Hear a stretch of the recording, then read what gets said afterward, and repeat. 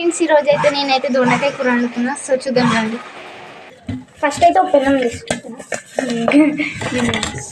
So lighter అంటించుకోవాలండి. So చూద్దాం. పొయ్యి మీద అయితే ఇది పెనం పెట్టుకోవాలండి. సో ఫస్ట్ అయితే నూనె పోసుకుంటున్నా.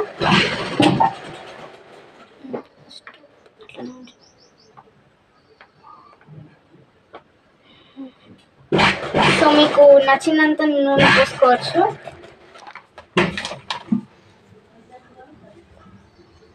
నూనె అయితే కాగేంతసేపు మనం ఉల్లిగడ్డలు అయితే కోసుకుంటున్నా. సో చూద్దాం. ఉల్లిగడ్డలు కలిపి చేసుకున్న తర్వాత తాలింపు గింజలు అయితే వేసుకుంటున్నా.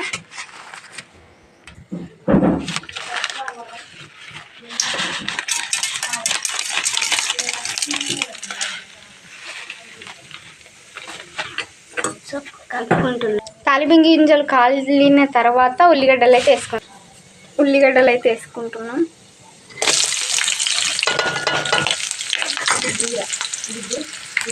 సో ఉల్లిగడ్డలు అయితే మేము కలుపుకుందాం.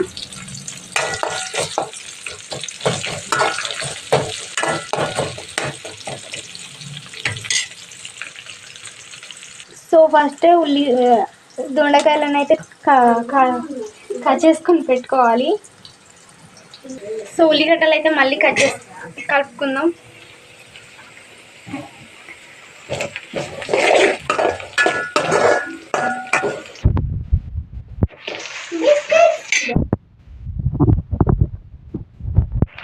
సో దొండకాయ అయితే వేసుకుంటున్నాం. దొండకాయలు అయితే కలుపుకుంటున్నాం.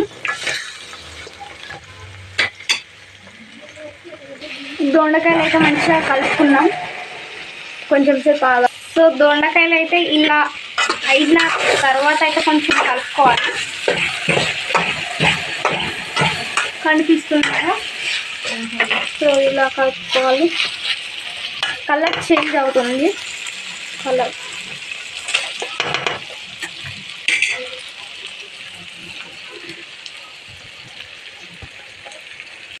టమాటాల బదులు ఇగో పసుపు వేసుకోవాలండి. పసుపు వేసుకొని కలుపుకోవాలి. ఇలా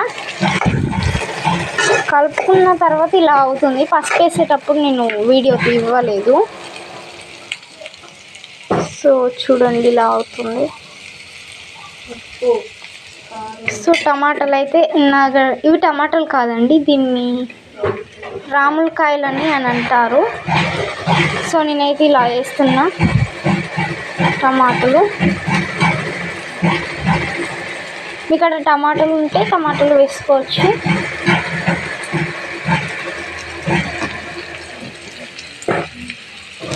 ఇంకొన్ని అయితే సో ఇట్లా టమాటాలన్నీ వేసుకోవాలి.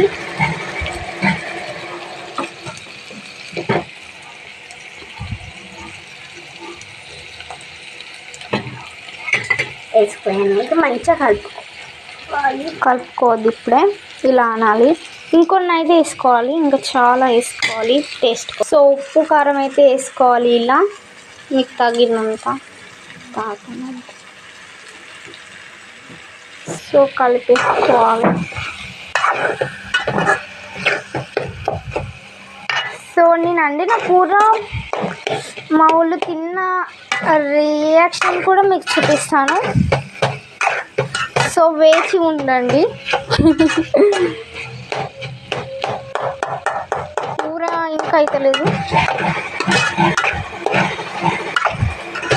Wow, so beautiful.